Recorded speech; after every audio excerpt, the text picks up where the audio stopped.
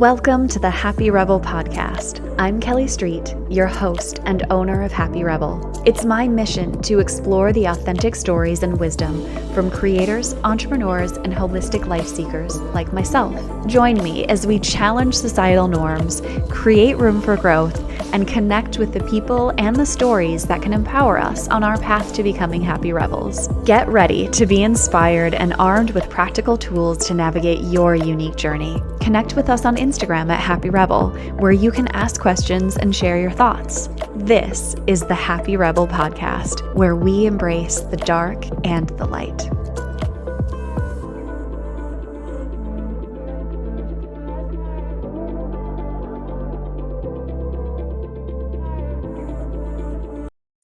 I welcome you to close or rest your eyes gently and take a deep cleansing breath. Inhale deeply, and as you exhale, release any tension or distractions. As you breathe in, envision a bright light infusing you with clarity, purpose, and intention. With each exhale, let go of anything that no longer serves you on this journey. In this space, we embrace the duality of life, the light and the dark, the challenges and the triumphs. We acknowledge that growth often comes from rebellion against the ordinary. As you continue to breathe deeply, know that you are not alone on this path. With gratitude for this moment of grounding and connection, slowly open your eyes, ready to embark on the podcast journey. Sharon, that's the first time I've messed this up. I'm so sorry to mess it up for you, but thank you for being here. I mean, it worked perfectly. I knew exactly what to do. So it was all good. It was still a good time. Oh, good. Well, tell everybody about yourselves. About yourself. I want them to know who you are and everything that you bring to the world. Oh God, how much time do we have? I'll try to do it succinctly. I feel like I could and kind of have written a whole book on that. So, but briefly, hi, I'm Sharon Podobnik Peterson, and I am endlessly fascinated by humans, and it motivates everything that I do. So I am Pittsburgh born and raised, and was super curious about the rest of the world. And so have done lots of traveling abroad, living all over this United States, and have in the last couple of years settled in the Pacific Northwest. And so I am hiking and living in Seattle right now. And the fascination for people has led me into studies of psychology and sociology, and to see how the person interacts with the people around them and how we affect each other, right? The person affects the people around them, and the people around them affect us. So I'm super curious about that, and that impacts, all of the writing that I do, all of the work that I do. I am a serial entrepreneur at this point. So we know each other from a past life when I was an entrepreneur as a subscription box owner. That came to an end in 2020, right about, I think, the time that we met. And since then, I have been working more in the leadership development world. I am an executive coach. I'm also the founder and principal of the Center for Conscious Leadership, where, again, we work with individuals in their personal and professional development as coaching, through coaching, and through collective development, through workshops, to make sure that we're working with the organization and the people who are in the organization at the same time to try to create the more beautiful, peaceful, and just world that we're all looking to create and step into. And I'm the author of It's Not All Your Fault, which is, I think, why we're coming back together today, which is very exciting. Yes, that is why we're coming back together, is that it's not all your fault. Mm-hmm. It's exciting to be in conversation with you again. Yeah, you too.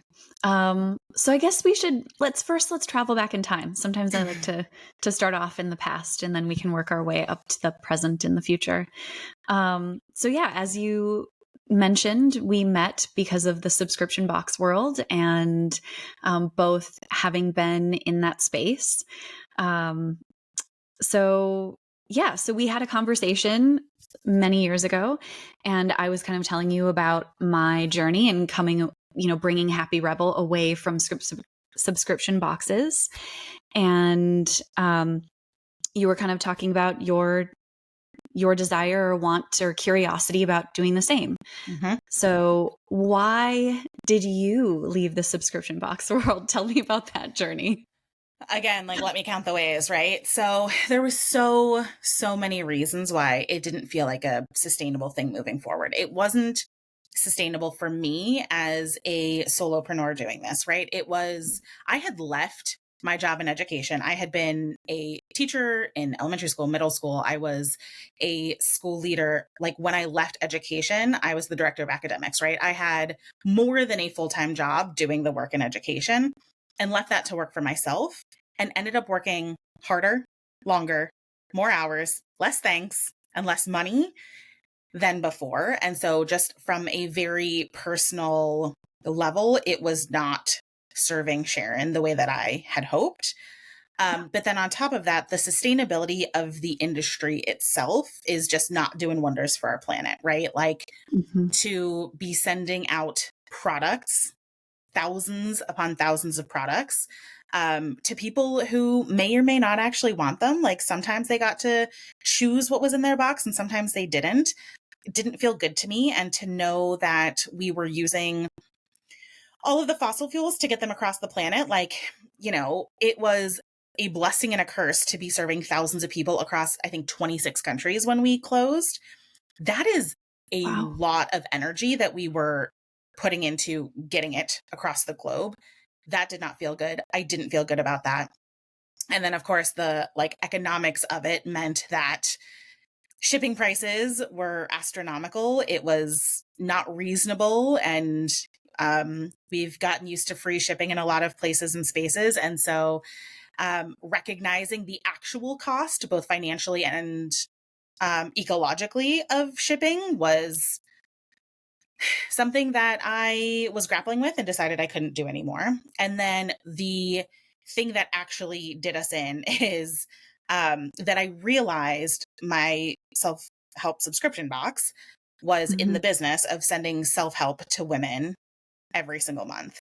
And we were meeting every single month to talk about it and to put the ideas into action and to try to figure out how to make our lives better. But after months and months and years of the same women coming to the same conversations and doing our damnedest to put everything into practice the way that we were told to, we still had the exact same problems of wallets and waistlines and the stressors and everything that we were dealing with before. Like, there was no measurable difference that we were making in our and each other's lives as a result of reading a self-help book every month. Wow.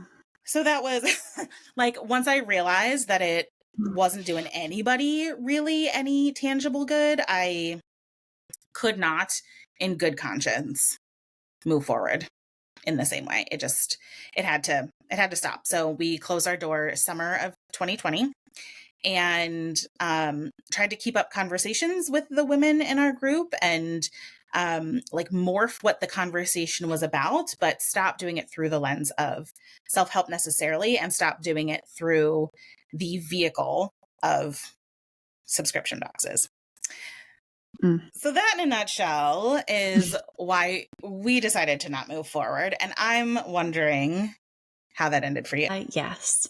A lot of similarities. I think starting off the energy of it and the amount of resources needed to put into finding the pieces and getting them together, just to realize that there were a lot of things that weren't actually wanted. And some of the products were going to waste. Some of them were then just being flipped around and sold. And so it was like, oh, all of my hard work to find these things at, to get them at wholesale and to get them at a reasonable cost to people were then being sort of taken advantage of. And I just didn't like that energy exchange. As well as there was a big piece of it for me that the idea of happy rebel is you're doing something that's out of the ordinary. You're doing something that's against the grain. And so sending out, 500 of the same bag to somebody, like that doesn't feel rebellious to me. That doesn't feel like it really captures the spirit of doing something different or,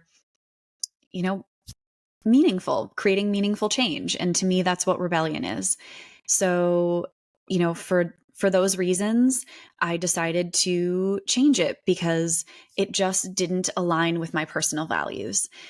There was the part of consumerism and really the part of choice and discernment. Those are such big guideposts for me in my life, is making the choice for myself and also being able to say this is for me and this isn't for me, and not having the rejection of it or being like, oh, garbage, but just being like, no, Yeah. this isn't for me.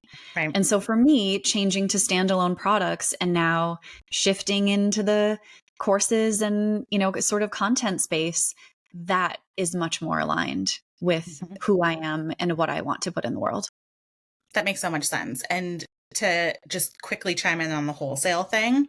Yeah. Because we were for women by women, we were exclusively sourcing products that were made for and by women. And so we were constantly having to negotiate with women business owners to get their prices down.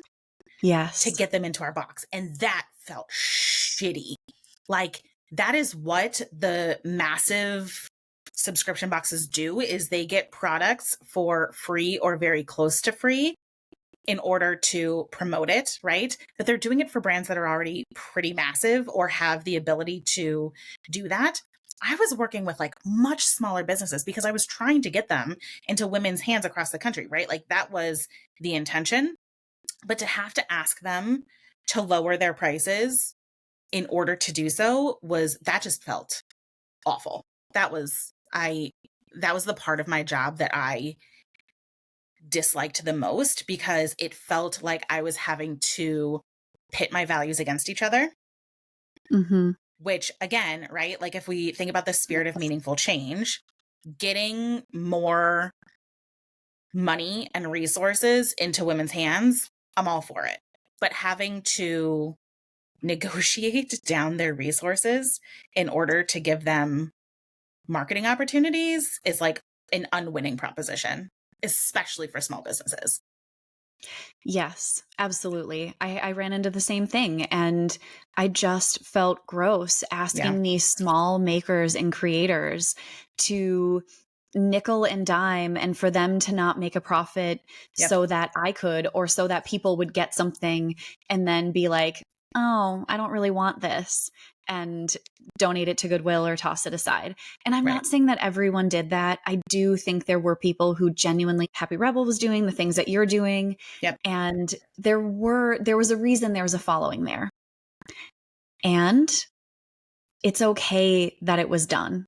It's okay that we were willing to call it into question and to say, you know what, this isn't for me anymore. Yeah. How long did it take for you to make peace with it? Yeah. There was the immediate relief. And also emailing everyone to tell them that I was going to be done and that I had to refund tens of thousands of dollars. That gave me like literal and emotional diarrhea. That was a really scary moment. And yet the relief that I felt in saying this just isn't working was so immense. And I have to say, like, I just have to add this. I made that decision, I think, from a really intuitive place, because then 2 months later, the country shut down and COVID started. And I wouldn't have been able to get my products to me. I wouldn't have been able to continue going on as a business. Yeah. And so I think I just knew something had to shift. So I felt relieved. And then it's taken me 3 or 4 years to really navigate what the path to next looked like. That resonates too. Like it just takes so much longer, I think, to integrate the meaning of the experience without it being Mm-hmm. full of like shame and grief, at least for me, right? Like it felt Yes. so shameful. And that was my first, I think this is true. That was my first business, right? Like to shut down this and be like, sorry guys, I couldn't make it work. That felt immensely shameful to be like, yeah, I put years of my time and energy into this and kind of all of the money and investment that I had for it to like quote unquote not pay off in the way that we expect it to in this culture, right? Like if you're Yeah. going to put all of your time and energy into something, you better have a payoff at the end. Yes. There Did was no you? financial payoff. I learned a fuck ton, excuse my French. I learned Yeah. everything I needed to learn to be able to do the next thing, but it didn't feel like that until the next thing was done. Yeah. Did you feel like, was there any part of it that because you were in the self-help world, there was this extra layer of shame of like, I should just be able to power through this. I should just be able to do the hard thing. Oh my God. Yes. Is that even a question? Right, right? Like, it's like, okay, well, what? I was in the self help world, right? So it's like either read a self help book or read a business book and figure it out. Because Yeah. the assumption is it has to work. There's just Yeah. something I'm doing that's making it not work. And if I could be different and I could do different, it would work. Whether or not it's meant to work, whether or not it's serving people, we don't often ask those questions, right? It's just like, okay, figure out a way to make it work. Not Yeah. should it even be working in the first place? I think it's immensely harder to ask the questions of like, just because we can, does that mean we should, or that we need to, or that we want to? I think we ask a lot of questions that end up doing more harm than good. Yeah. Yes. Which I think is why ... you ended up writing this amazing book that is really challenging what self-help means and what it does, and why we're just sort of constantly in this hamster wheel of how can I look better? How can I be better? How can I act better? How can I feel better? Yes. Yeah. Yes. Which just like even hearing you say it right now is like making my skin crawl because the feeling that it comes with, like, just feels so deeply embedded, right? The like, even after, I don't, tell me if this feels true for you, but even after I left, I was like, okay, well, what do I do now? I have to do something. I have to show that I'm getting better at something else. I have to find the meaning in this. I have to, what's the next thing? Did that feel true for you? I'm trying to like think about, I mean, sort of, okay, here's where I went in my brain. I just Yeah. like took a little, a little like sidetrack, and I was like, wow. And I think for me, what happened was I put Happy Rebel on the back burner because I had a full-time job through, Mm, it coming into my life, and through, even still now, it still is part-time for me. hmm. And I'm, part-time therapist, part-time owner of Happy Rebel. And Right. now I have more space for it. But for the first couple of years, I didn't have space for it. I was working full Mm, time and had my regular life. And so for me, it was just like, I don't even know what to do with what that was. yep. Yeah. That makes sense. That also resonates, right? Like talking about the Yeah. hamster wheel. If you're busy running a mile a minute on the hamster wheel, you don't have much time to spend questioning the hamster wheel or seeing how you feel about the hamster wheel that you're on. Mm-hmm. Because if you take a minute, like you're going to fall off the hamster wheel and then it's going to hurt, right? Like we Yeah. leave. I feel so aware of how little time we leave for the slowing down and the thinking Mm-hmm. about it and the like values questioning and evaluation that you did. So Yeah. I'm immensely impressed with the fact that you were still able to check your values and see if it all matched while you were juggling all of that. That feels like a rare thing, except for when our intuition is like, can't do this, can't do this, can't do this, can't do this, can't do this, right? So it's Yeah. impressive that you were able to not just manage both of these things, but manage all of the things you were managing and have the space to think about whether or not you still wanted to manage it the way that you were. Oh, thank you for that. I You're think welcome. one of the things I see in you that I really treasure in myself too, hopefully is true, is really calling into question those assumptions that we just keep making. And I have always been a questioner. I've always been a person who is like, wait, why are we doing this? Is this Mm-hmm. really something we need to do? Right. And I see that in you. And I read that in your book. Yes. Yes. That, like, man, I feel bad for my mom, right? Because I was questioning everything. Like, why do I have to wear pants to school? Like, that doesn't make sense to me. Like, Mhm. why are we doing this? That has been the thing that has been super, super true from me from day one. And it's just the questions have evolved, right? It, like, when you're 9, it's why do I have to wear pants to school? And when you're 39, it's like, well, why are the expectations of women the way that they are in this country? Like, it just evolves the nature of the questions that we're asking, but that feels very true. Amazing. Okay. So you wrote this. I think I kind of have to call it a self-help book Yeah. because I know you Yeah. say, so I've heard you say like it's the self-help book that's an anti-self-help book. Yeah. And there is a lot of guidance in there, Yeah. in and woven through breaking down everything the self-help and psychology industry is doing that is hurting people. Yeah. You give a lot of wisdom. Thank you for saying that. And it's the book and I had several um existential angsty kind of identity crises Yeah. along the way about, like, is this a self-help book? Is it anti-self-help? Is it a self-conscious self-help book? Like, what is the best way to talk about it? And I think what I've landed on is that it's like a self-conscious self-help book. Like, it recognizes what it's doing and how it's doing it.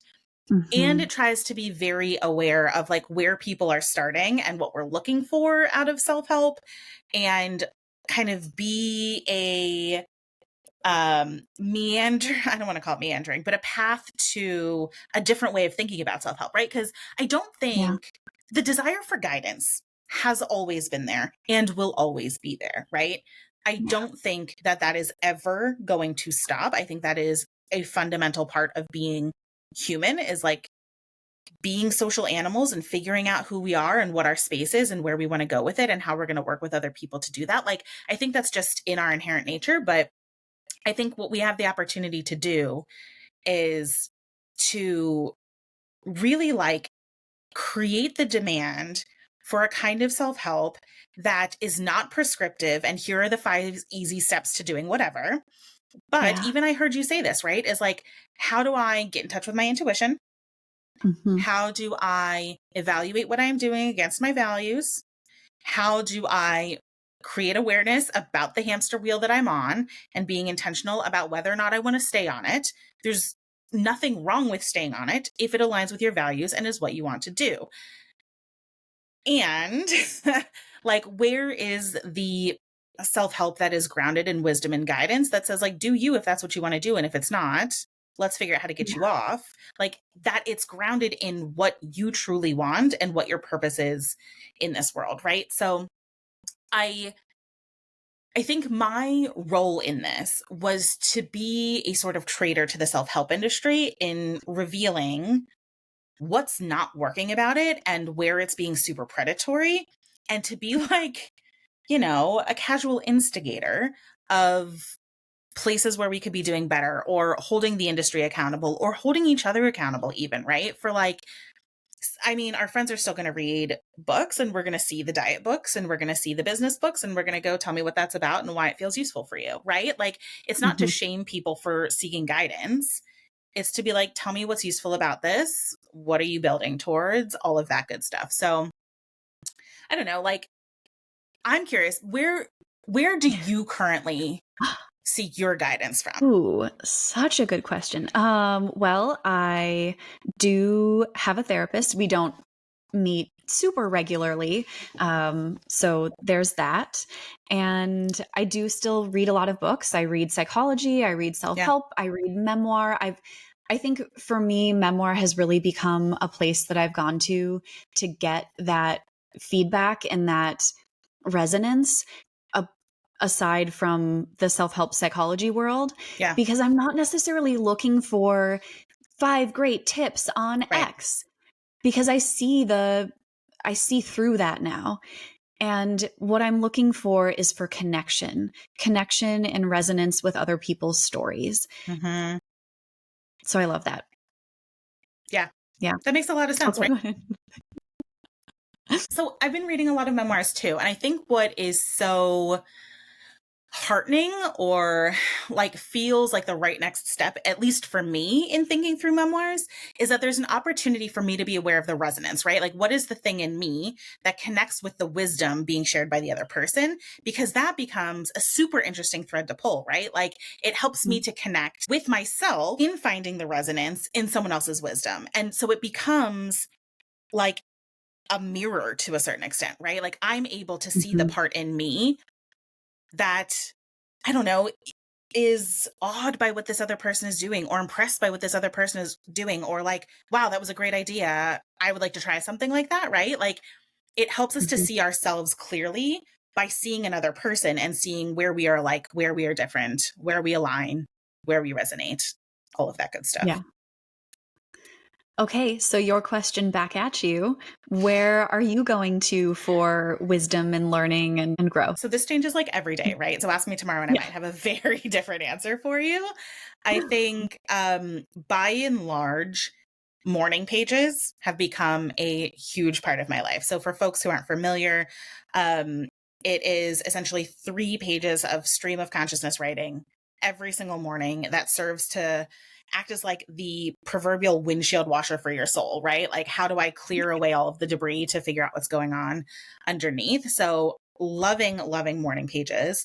Have been doing lots of somatic practices, whether it's like meditation, breath work, those kinds of things to figure out what's happening. Also have a therapist, also have an energy healer lady who helps to reflect what's going on for me.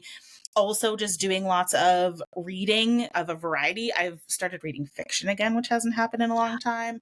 I also, Ooh. this might be silly, I don't watch a lot of TV, but like 4 times a year, I will just binge watch TV for an entire weekend. And that happened for me last weekend. And it's so funny to just watch, like sit on the couch and watch TV for 8 hours and pull wisdom that I was like, right, because people aren't writing books about this, or people aren't talking about that idea, and just seeing all Mhm. of the through lines. And so it becomes this like everything is everything moment where I'm thinking about something in life, I'm writing about it in morning pages, and here it is in reality TV. Like, here's all the through lines for it. So it's popping up in some of the predictable places that you would expect it to, but also finding it in lots of unexpected places too. Yes.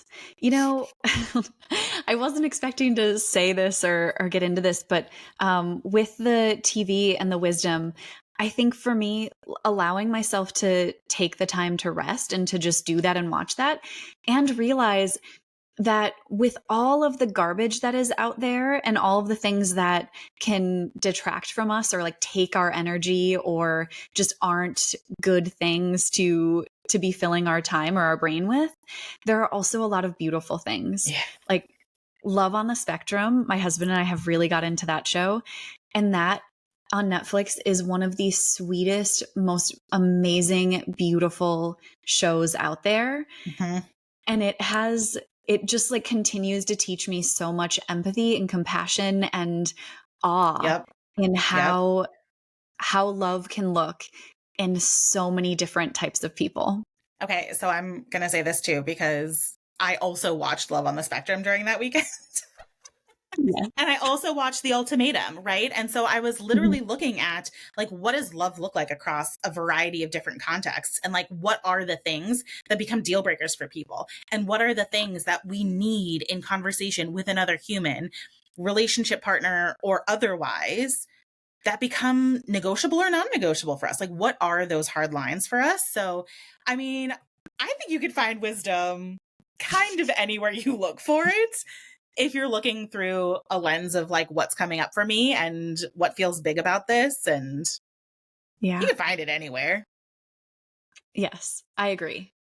Okay, so you are such a well-read, such a well-studied person. You're incredibly intellectual and just like have this wealth of knowledge.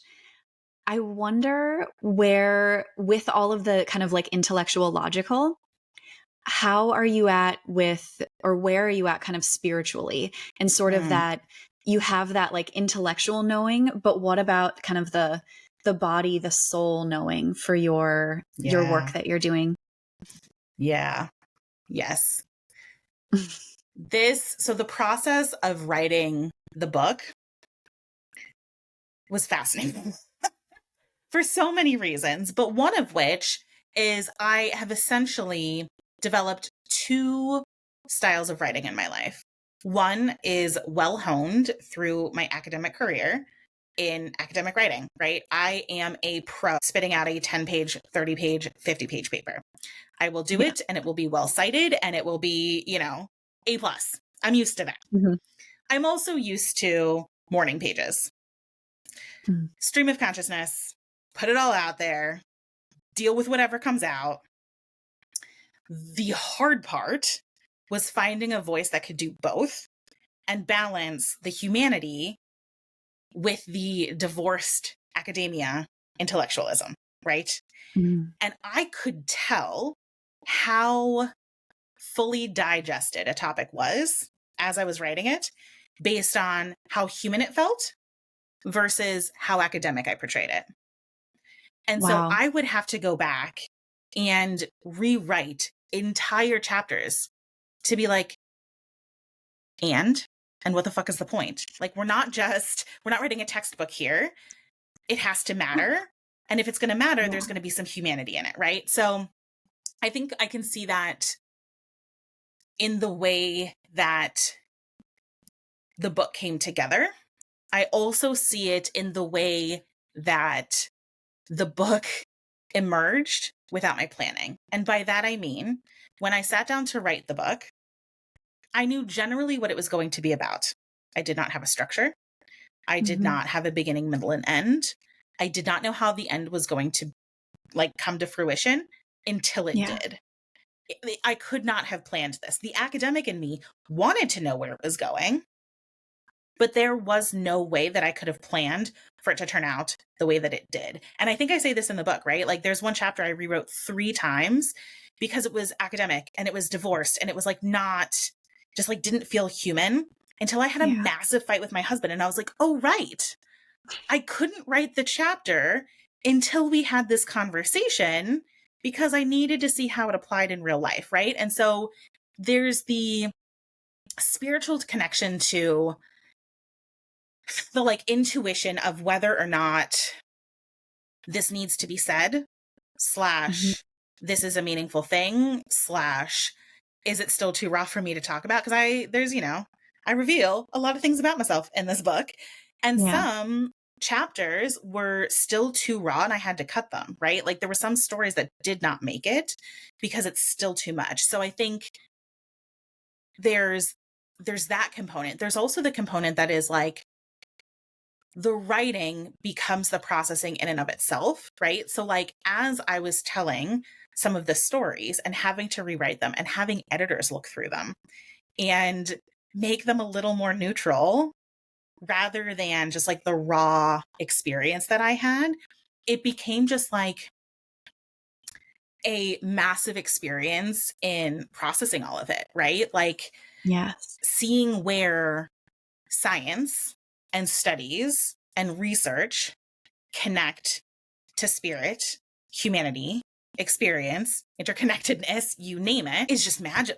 That is where I think the magic happens in all of this, is seeing the connection points. And that, to me, to bring it all around to your question, feels innately spiritual, right? That to me feels like a spiritual experience, to see those connection points that before were just studies and numbers. Beautiful. And I think for the processing piece of things, I know for me, when I write, and I do morning pages, I've taken a break from it, but this is, I think, is my prompt to get back. Yeah. For me, I know I have processed something when I'm ready to share it with somebody else. Right. That feels immensely true. What makes you want to come back to them? You're hearing it here first. I have spent the last 18 months writing my own book. That's so exciting. It is. It's very exciting. It's very nerve-wracking. And it's time. So there's that. And so I think coming back to morning pages is just me sort of a break from that writing process. And because now I'm in the editing flow Right. and Mm-hmm. that's my word for it is, Yeah, that feels right. Yep. Yeah. I had somebody tell me a many books published author, acquaintance of mine say, during the editing process, you're going to hate your book 90% of the time. And 10% of the time, you're going to remember why you wrote it and that you love it. Oh, we paused. Sorry. We're back. I heard during the editing process you heard, and then it cut out. Sorry. Oh, yes. During the editing process, you're going to hate your book 90% of the time. And then 10% of the time, you're going to remember why you wrote it and why you love it. Was that true for you? I mean, that's a good question. I don't know. I think the editing process, so I went through a hybrid publisher. And so I was thrown into the editing process before I was ready and before the book was ready. And so it's hard for me to tell what was still the creation phase and what was the editing phase, because I was kind of creating it up until the end. Yeah. While I was in the editing phase. So I don't have a good answer for you, but I will answer that hopefully next time we chat, because I'm sure that there's going to be a second book. Do you have a sense if there's going to be a second book or not for you? Yes. Yeah. You know it. Look at you. Are you sharing what the topics are yet? Don't let me pressure you into doing that. We don't want to let the baby get air until it's ready. That is okay. It is essentially about really learning to embrace your dark and your shadow. Glorious. When's it going to be ready? There you go. Hopefully by the end of the year. That's so exciting. That is so exciting. Congratulations. That's huge. Yeah. That's huge. Thank you. Thank you. You just bring it. You're so good at questioning questions. You brought it out in me. But you know what? It's about time. It's that thing where, you just realize okay, I've been holding on to this, and I'm either going to be Gollum in the cave, or I'm going to let it come to light and let people see what I've made. God, that's good. I can't wait to read it. I'm excited for you. Amazing. All right. Where can people find you? Where can people find your book? Good questions. And thank you for asking. So I will start with the book. You can find the book on Amazon, Target, Barnes & Nobles, most of your favorite retailers. Also, please ask your local bookstore. Please also ask your local library. Ask for it all of the places.